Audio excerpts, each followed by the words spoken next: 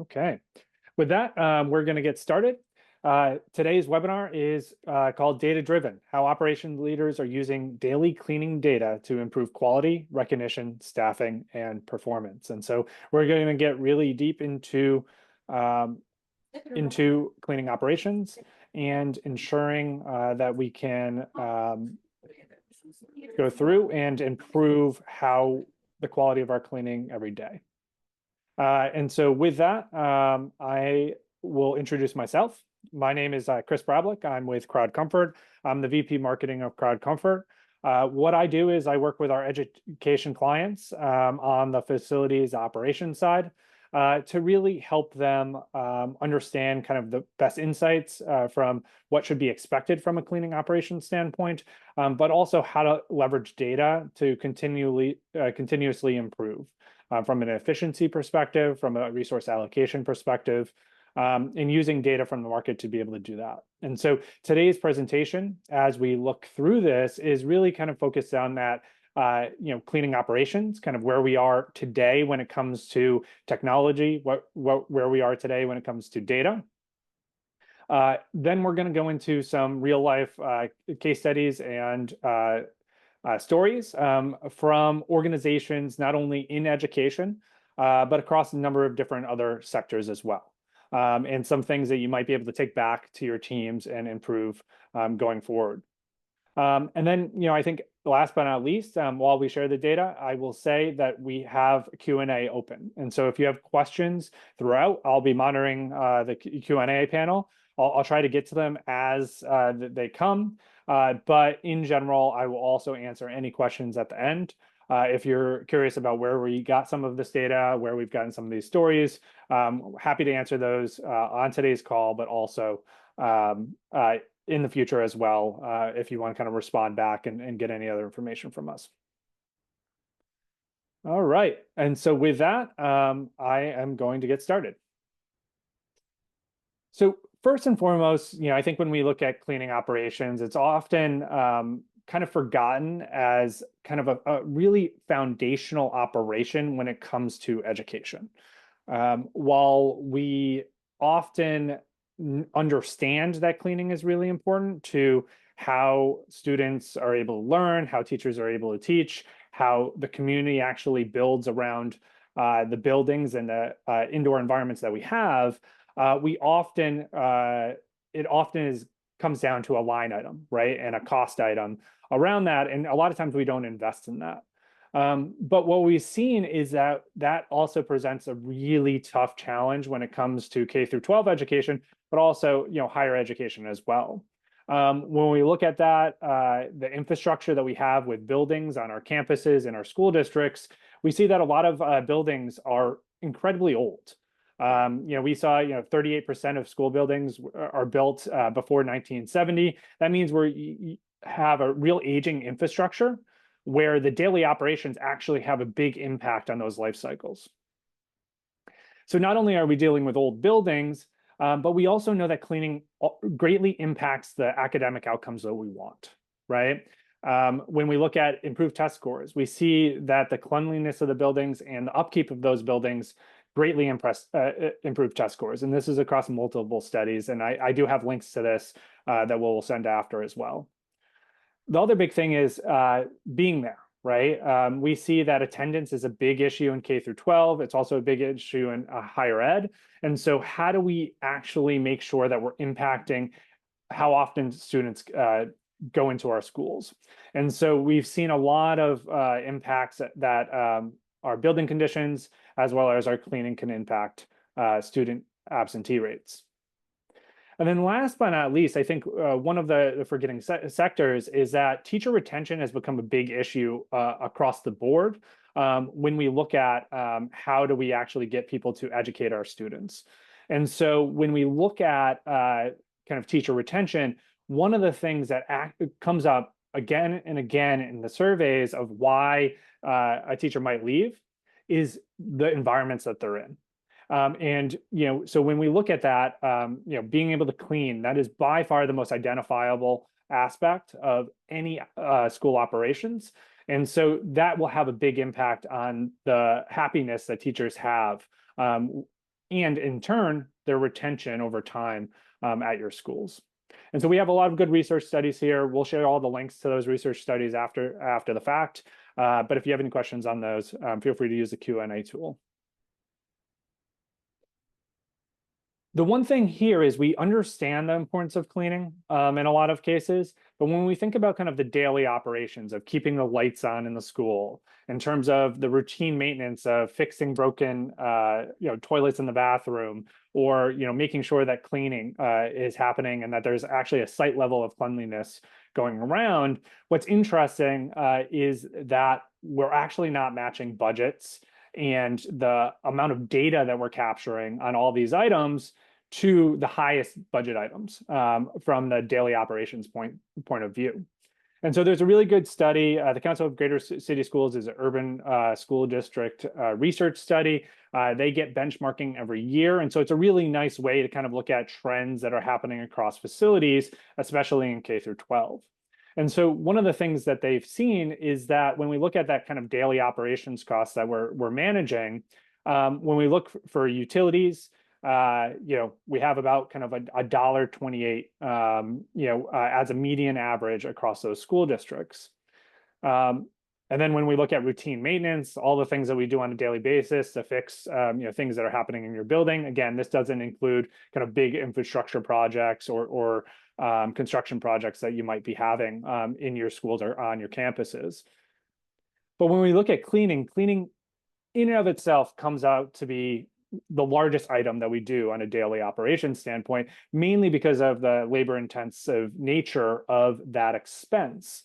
But when we look at kind of how do we actually track this? How do we improve over time? How do we start to build a strategy where we're improving the quality outcomes when we go to our cleaning operations?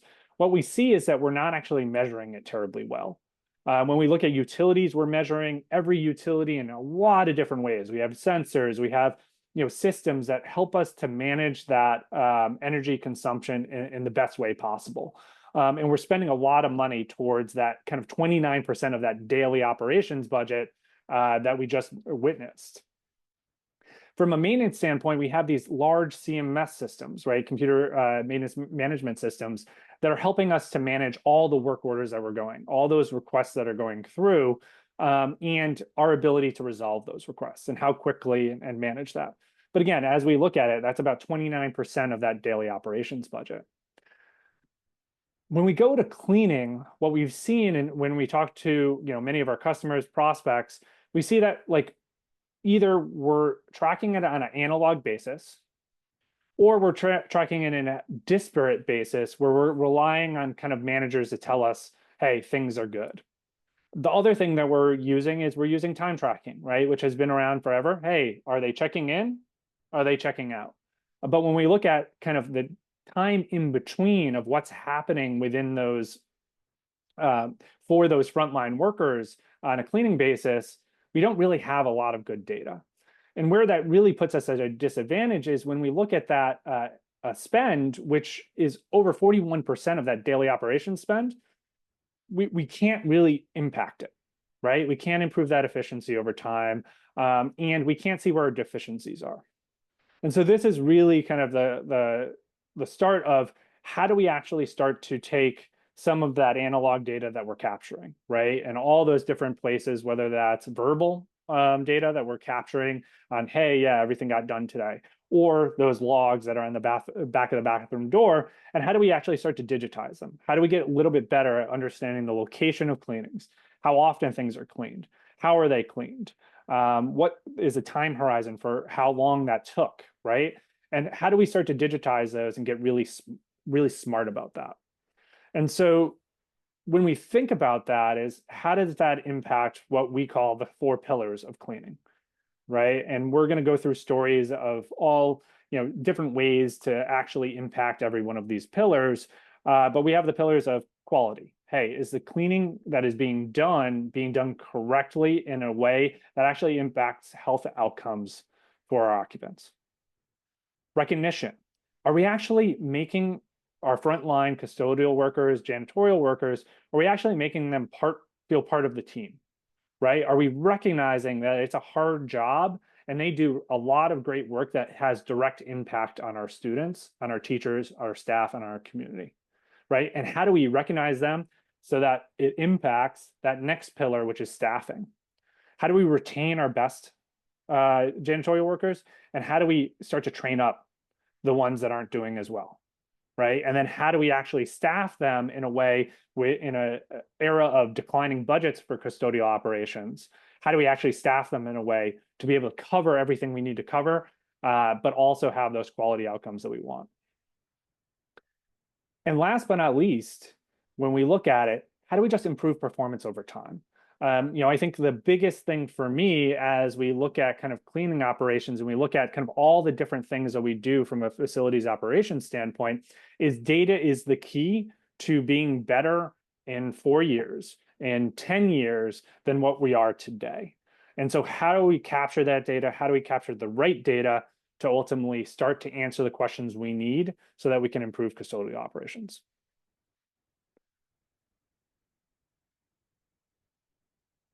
Great. And so let's talk about those pillars.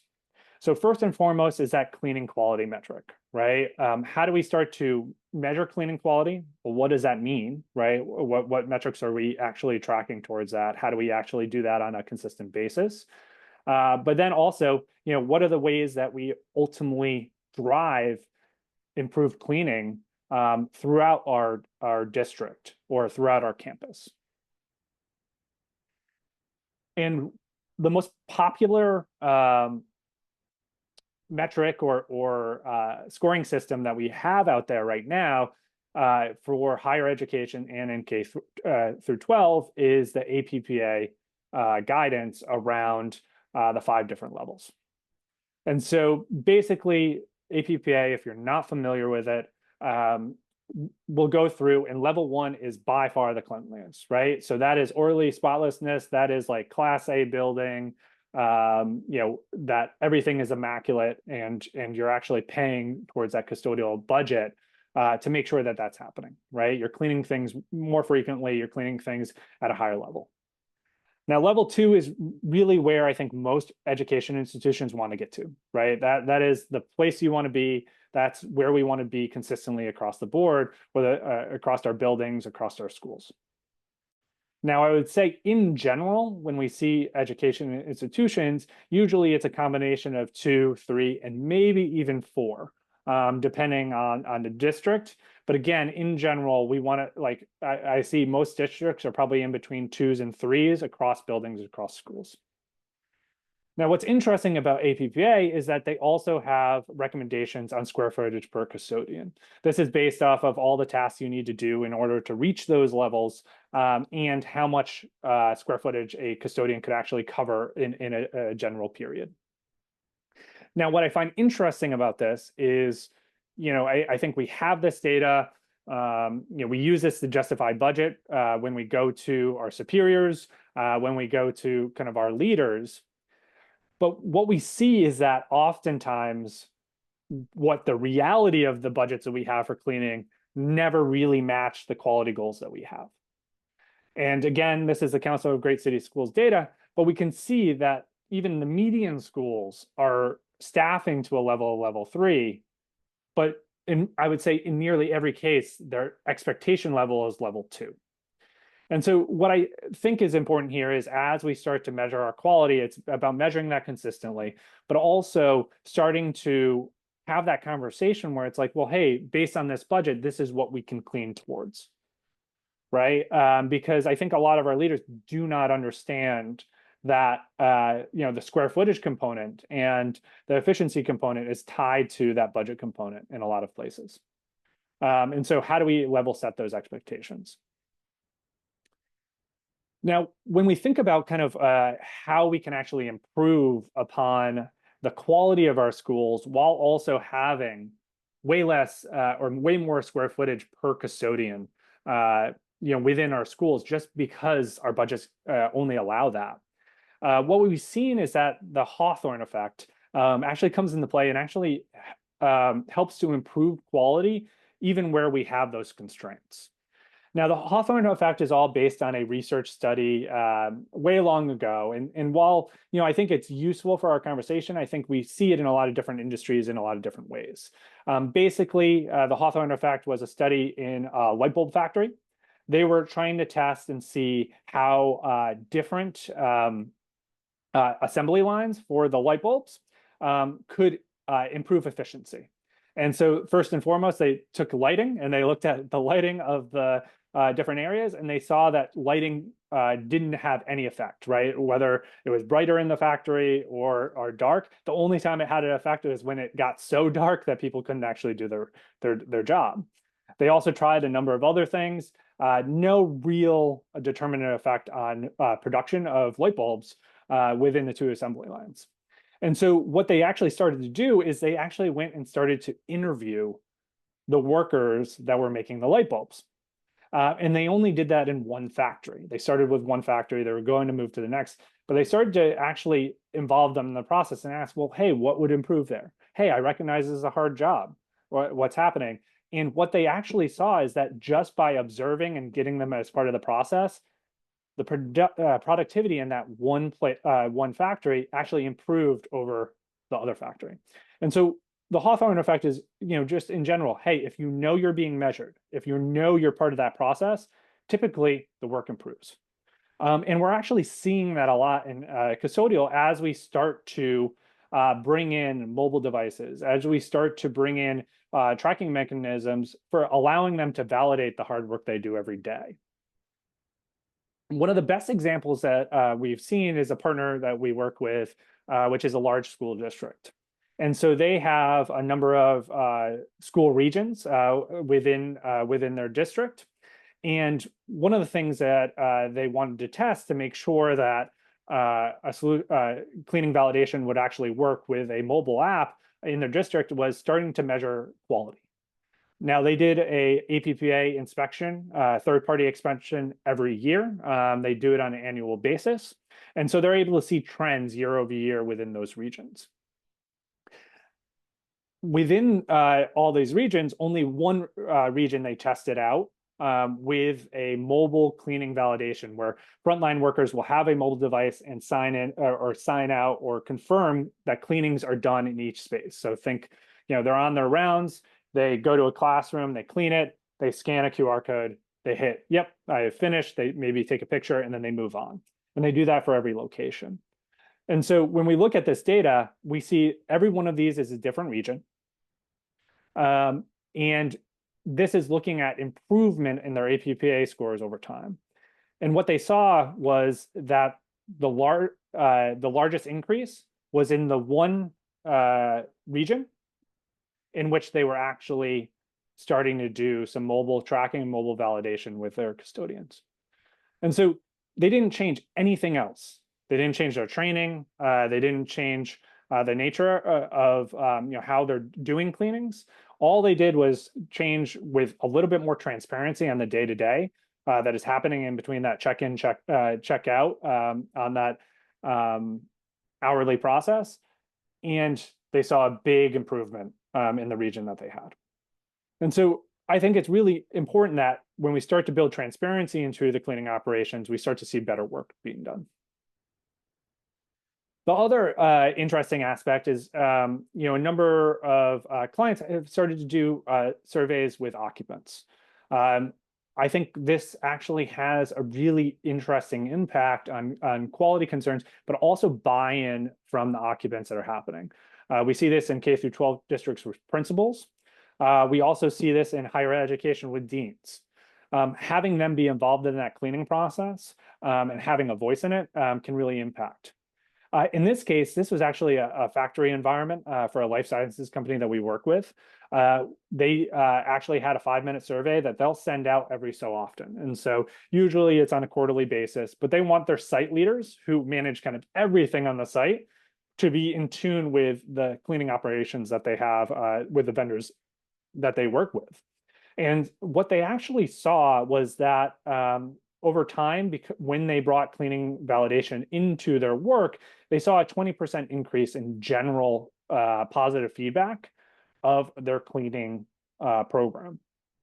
The other thing that they saw, which was actually really, really interesting, is they also saw that there was a lot less housekeeping complaints from those site leaders, because now the site leaders know that they're part of that process, know they have a way to kind of voice their displeasure or their positive remarks on their cleaning operations. And so they actually saw them bring up less housekeeping requests because of it. So I highly recommend having surveys that start to measure things over time. They don't have to be long. I actually recommend it's a short 3 to 4 question survey that you can do consistently, just so that you can benchmark that quality over time. And so that's one really, really good way to do that. And so quality is really, really important, but that quality is impacted by the people that are in the field, the people doing the work every day. And where we've seen this really impact is when we start to build a culture of recognition. And so when we think about kind of recognition and custodial or janitorial as a career, as a job, we have a lot of things going against us, right? There is a big aging workforce. So Bureau of Labor Statistics, we have about 45 is the average age of our janitorial worker, and that has consistently gone up over the last 5 to 10 years. And so we have an aging workforce that's been in this forever, and we don't have younger folks getting into the profession. The other aspect is we have a lot more competition, especially for kind of that blue collar role within that, from the Amazon on the warehousing side. We also have a lot of other blue collar jobs or trade jobs that become way more advantageous with training and education, pushing them that way. So we're seeing a lot more competition for the workers that we have. And then last but not least, we also see that there are just some workers that just aren't up for doing the work that is needed. And so there is a lot of voluntary attrition. A lot of it happened during COVID and with the pandemic. But we're also seeing that there is a lot of voluntary attrition that you don't necessarily want, right? Still staying there because the work isn't being done properly. All of this kind of combines to have a much smaller pool of talent that is doing the work, the hard work every day. And so when we think about it, when we talk to a lot of education leaders, retention is a big deal, right? We want to retain our top workers. We want to make sure that they feel valued, make sure that they're getting pays and opportunities to stay with the organization, so that we're not constantly on this wheel of hiring and training. And it has a huge impact. These are, a few different stats from, just quick training of employees. This will fluctuate within an organization, but it's about $7K just to hire a new employee, train a new employee. Now, this doesn't even include the opportunity cost of, being able to actually go through that process, the time associated with it. But it's, kind of a pure hours-based approach when we look at actually finding a new employee. And so every time you're going through it, it's a big problem. And what we've seen from an industry perspective is that anywhere from about 50% to as high as 200% turnover is happening on an annual basis in the industry. And so when you're doing that 7K over and over and over again, it's a really tough pill to swallow, not only because it also interrupts our operations. And that's where the quality part goes in. About 45 to 55% is a reduction in overall service satisfaction of what we've seen, especially when we have to go to substitute custodians, when we have to ultimately get staffing agencies that are doing it. Is having a full-time employee in-house actually really greatly improves the overall satisfaction of the work that's being done on a consistent basis. And so we know turnover is incredibly costly, especially for this role. And so how do we start to stem that? How do we start to reduce that? How do we start to really reward the folks that are really working hard and have a huge impact on our environments? The one way to do that is potentially recognition programs. And so, again, recognition can start really small. It can be, hey, you're doing a great job, or call outs during meetings, or small gift card rewards as we go about it. But what we've seen is we started to build out these on behalf of our customers and start to actually make this a constant theme of a culture of recognition throughout the year.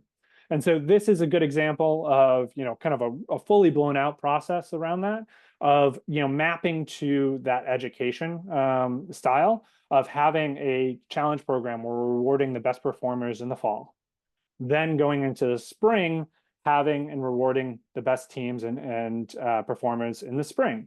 And then going to summer, doing the same thing in summer. And so giving that team a real incentive to improve their performance, capture data on our behalf, but also, just have a constant framework for how do we actually recognize folks on a consistent basis. And so this has been incredibly popular for this large school district that we're working with. It's something that we're going to continue to do with kind of every new customer that we go through, because I think it's a really important thing. I think custodians and janitorial staff don't get recognized as much as they should.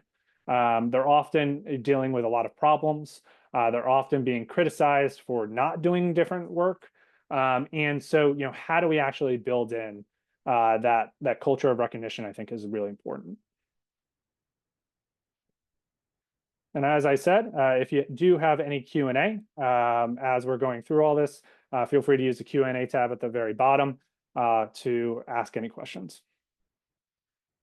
All right. And so when we think about recognition programs, what works and what doesn't, we've been through a number of cycles with our clients in terms of doing this.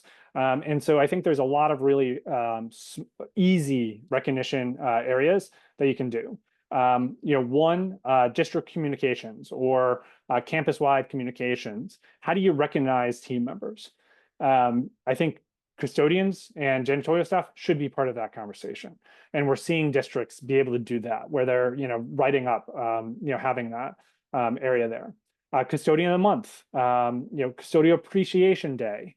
We've seen a lot of, organizations really do that. That's October 2nd. And so, how do we actually start to make that a consistent part of the schedule? A few things that are really interesting, right? If you are setting up and you want to do gift cards as part of the program, there are a bunch of tools out there like Tremendous. There's a few others that allow you to easily send digital gift cards to emails, SMS for free, other than the value on the gift card itself. And so, again, it becomes easier, right? You don't have to go to the store, buy a bunch of gift cards and hand them out, although you can do that. But systems like this allow kind of for a digital transfer of that information and make it really easy for the custodians to redeem them. Have live scoreboards, start to build a little bit of competition between teams. We've seen organizations actually do that on school teams where they have like a trophy that they give annually to a school within their district for the top cleaning teams. And so I think there's a lot of really interesting ideas there. And then one last thing that I think is incredibly important. Food is a great way to show recognition. Too many times that I've seen, pizza is always the option. Pizza is really easy to do, right? Because you can get a bunch of pizza, it feeds a lot of people. You can do that. Pizza's a good way to do it. That being said, if you can get other food items, it's always better. We actually had a large one. We hosted a event for 1,000 custodians with one of our customers. We had a line for pizza, wings, which was really good pizza, really good wings. We had a line that had like hot dogs and hamburgers and fixings and things like that. No one went to the pizza line. Everybody went to try to get their burgers, their hot dogs, their everything around there. So in general, try to be creative with that. I know it's easy to do pizza, but sometimes you can make it a little bit more special elsewhere. Great. All right, and then staffing. Staffing is probably the biggest area there in terms of budget, right? We need to know what our scope of work is. We need to then know how many people we can potentially get with our cleaning operations and what that cost is.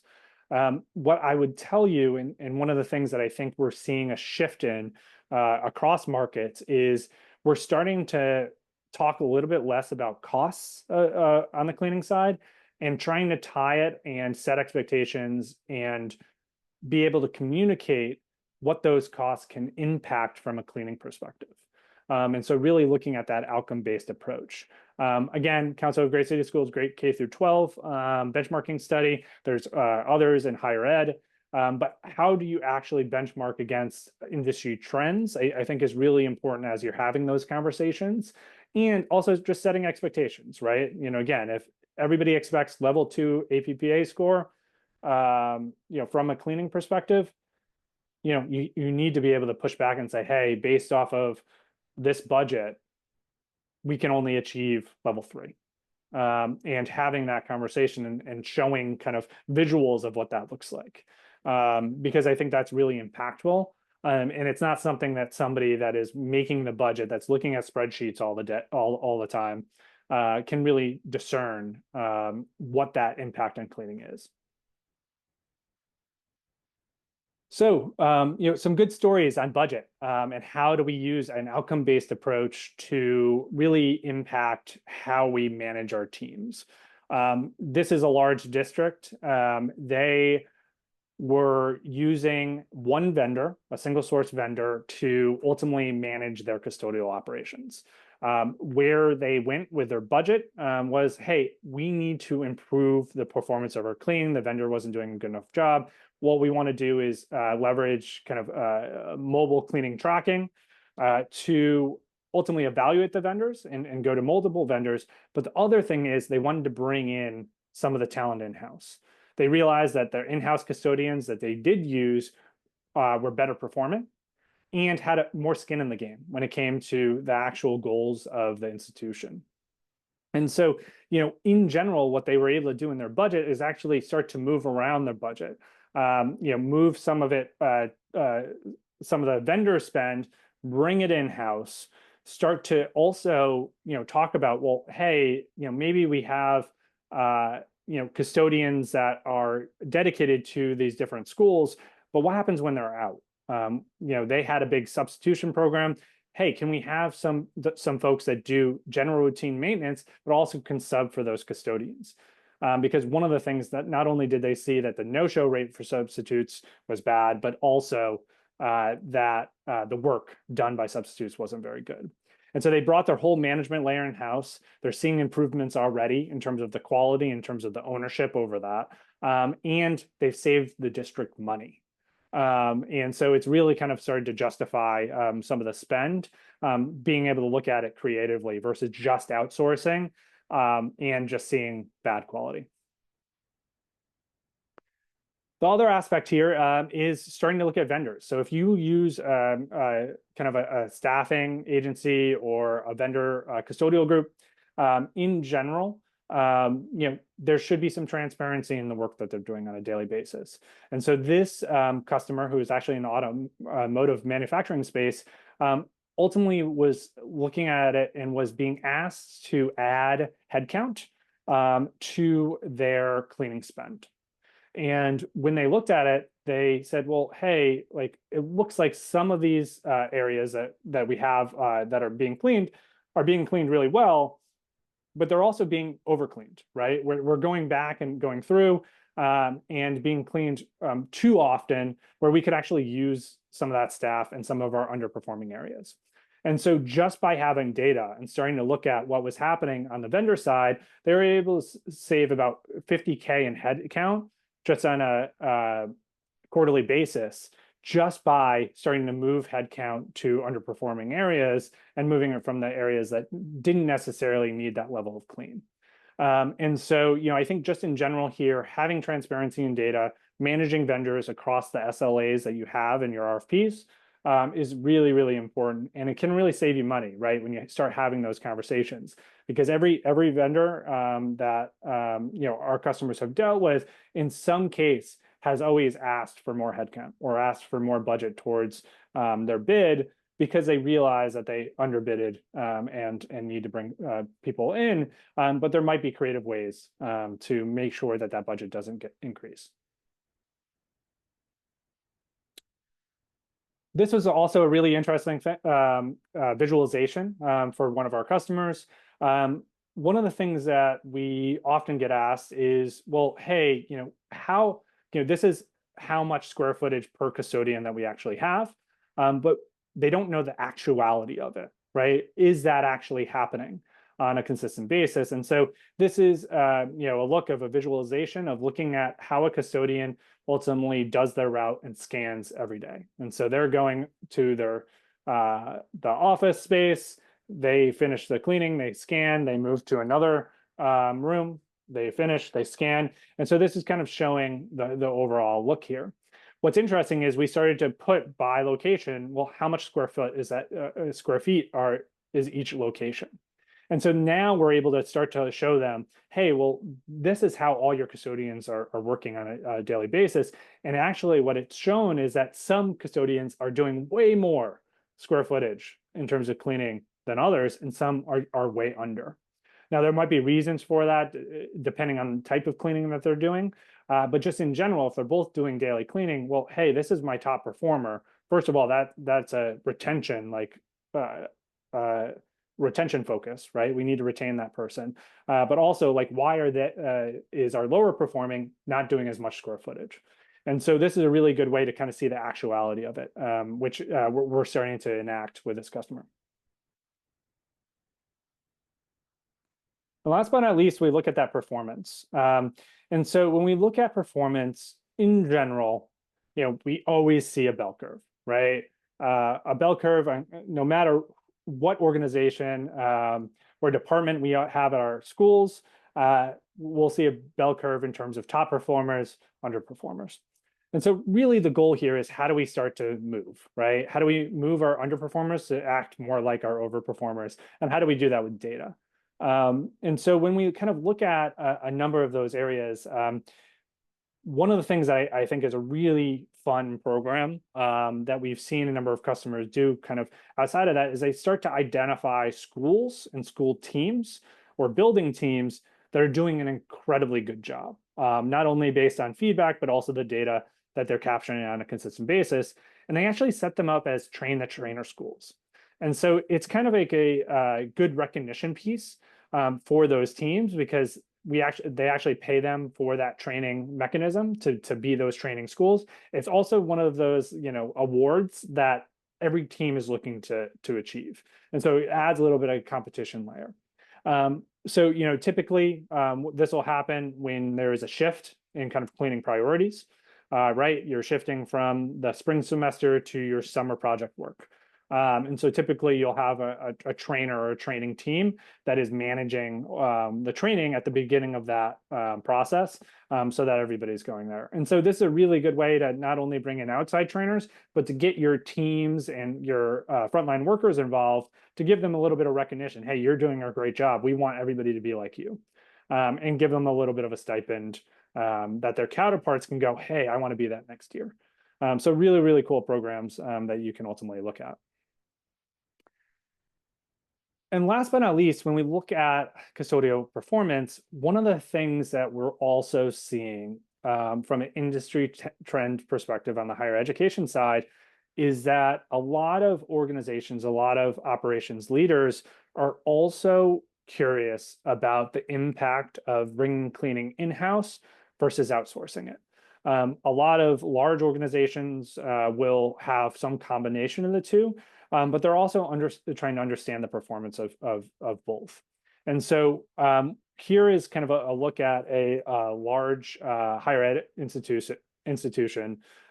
They're looking at productivity, but they're looking at productivity across vendors versus in-house.